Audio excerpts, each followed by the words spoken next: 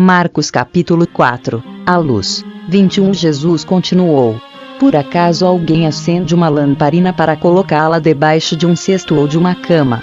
Claro que não. Para iluminar bem, ela deve ser colocada no lugar próprio. 22 Pois tudo que está escondido será descoberto, e tudo que está em segredo será conhecido. 23 Se vocês têm ouvidos para ouvir, então ouçam. 24 Disse também: cuidado com o que vocês ouvem. Deus usará para julgar vocês a mesma regra que vocês usarem para julgar os outros. E com mais dureza ainda. 25 Quem tem receberá mais, mas quem não tem, até o pouco que tem será tirado dele. A semente. 26 Jesus disse: o reino de Deus é como um homem que joga a semente na terra. 27 Quer ele esteja acordado, quer esteja dormindo, ela brota e cresce, sem ele saber como isso acontece. 28 É a própria terra que dá o seu fruto. Primeiro aparece a planta, depois a espiga, e, mais tarde, os grãos que enchem a espiga. 29 Quando as espigas ficam maduras, o homem começa a cortá-las com a foice, pois chegou o tempo da colheita. A semente de mostarda. 30 Jesus continuou: com o que podemos comparar o reino de Deus? Que parábola podemos usar para isso? 31 Ele é como uma semente de mostarda, que é a menor de todas as sementes. 32 Mas, depois de semeada, cresce muito até ficar a maior de todas as plantas. E os seus ramos são tão grandes, que os passarinhos fazem ninhos entre as suas folhas. O uso das parábolas. 33 Assim, usando muitas parábolas como estas, Jesus falava ao povo de um modo que eles podiam entender.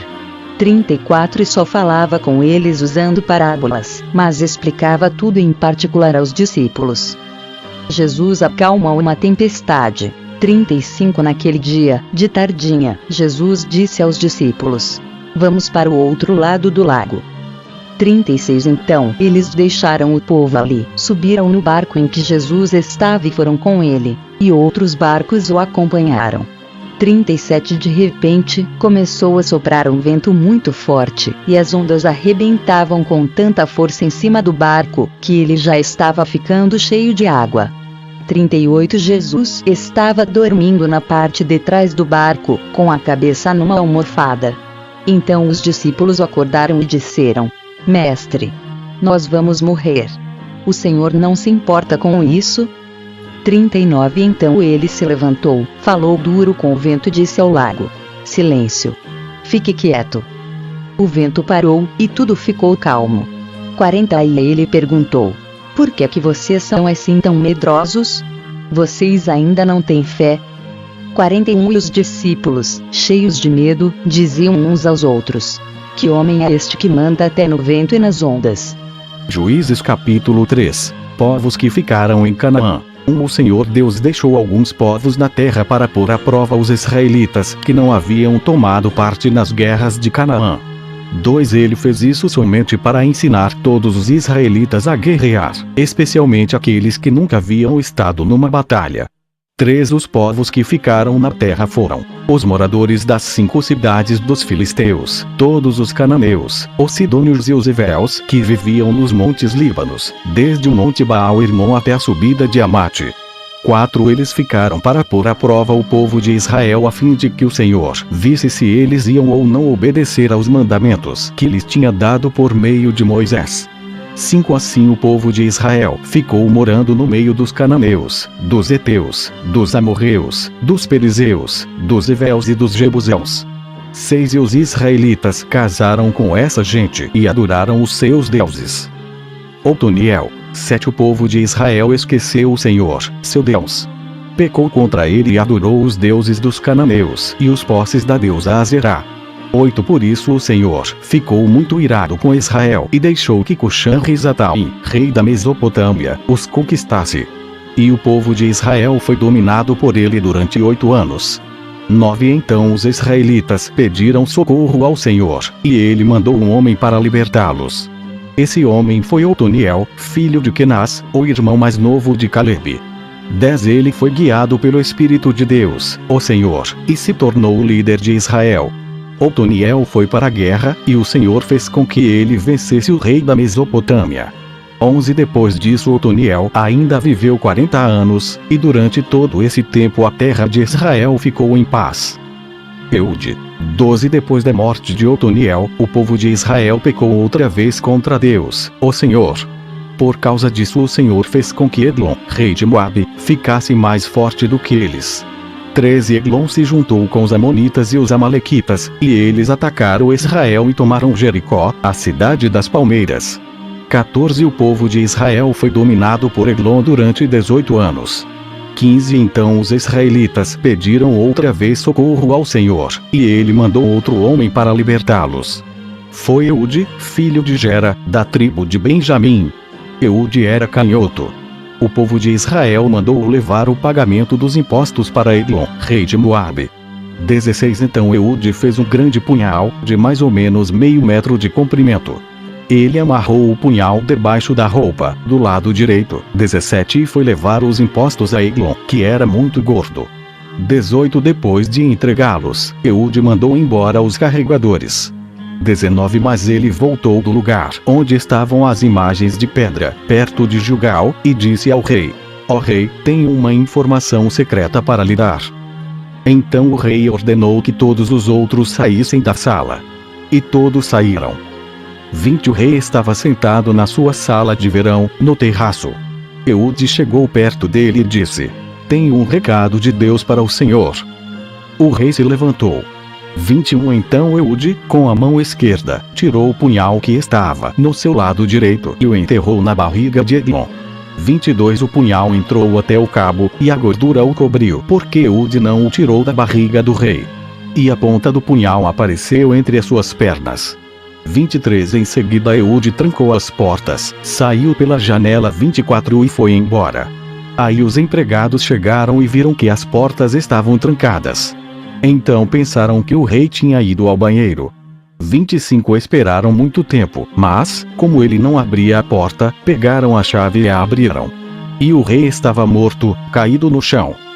26 Enquanto eles estavam esperando, Eude fugiu. Passou pelas imagens de pedra e foi para Seirá. 27 Quando chegou lá, nas montanhas de Efraim, ele tocou uma corneta de chifre de carneiro para chamar os homens de Israel para a luta. Ele os guiou montanha abaixo. 28 Dizendo: Sigam-me. O Senhor Deus deu a vocês a vitória sobre os inimigos, os moabitas.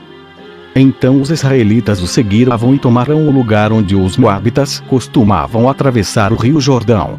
E não deixaram ninguém atravessar. 29 Nessa batalha, eles mataram mais ou menos 10.000 soldados moabitas, todos fortes e valentes. E nenhum escapou. 30 Assim os israelitas derrotaram Moabe naquele dia. E houve paz na terra de Israel durante 80 anos. Sangar. 31 O líder seguinte foi Sangar, filho de Anate. Ele matou 600 filisteus com um ferrão de tocar bois. E assim ele também libertou o povo de Israel. Juízes capítulo 4. Débora e Baraque. Depois que Eude morreu, o povo de Israel pecou novamente contra Deus, o Senhor. 2 Por isso o Senhor deixou que eles fossem conquistados por Jabim, rei de Canaã, que governava a cidade de Azor. O comandante do seu exército era Sísera, que morava em Arosete-Agogim. 3 Jabim tinha 900 carros de ferro.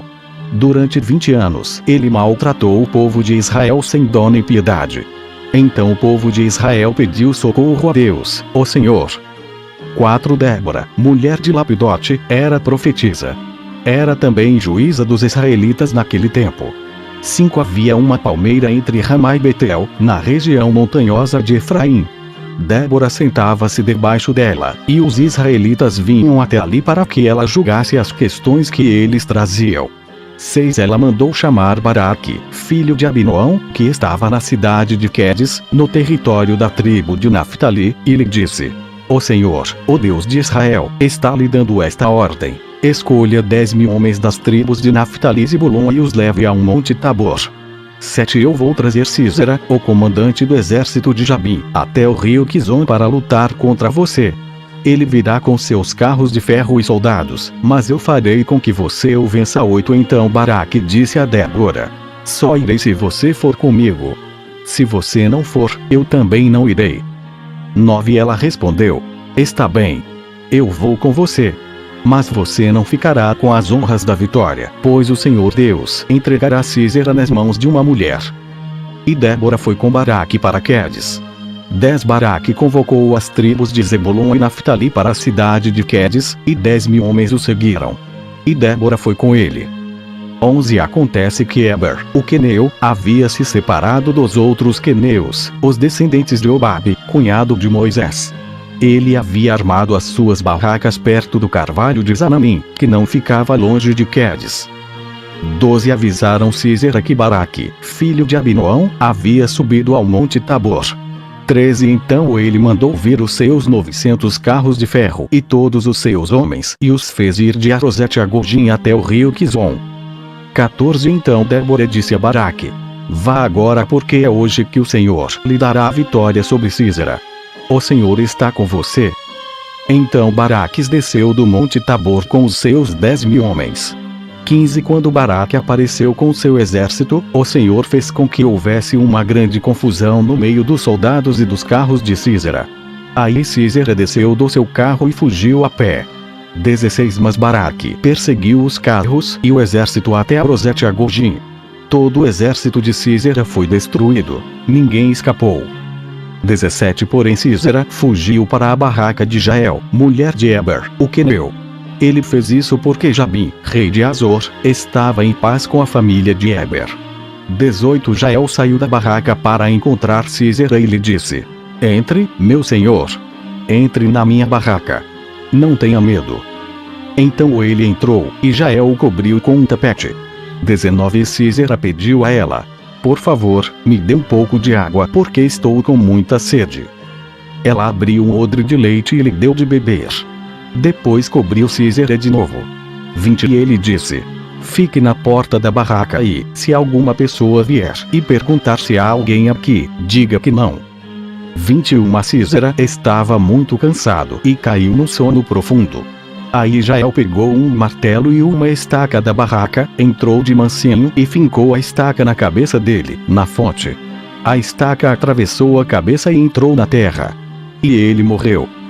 22. Quando Baraque chegou, perseguindo Sísera, Jael saiu para encontrá-lo e disse: venha cá, e eu lhe mostro o homem que você está procurando.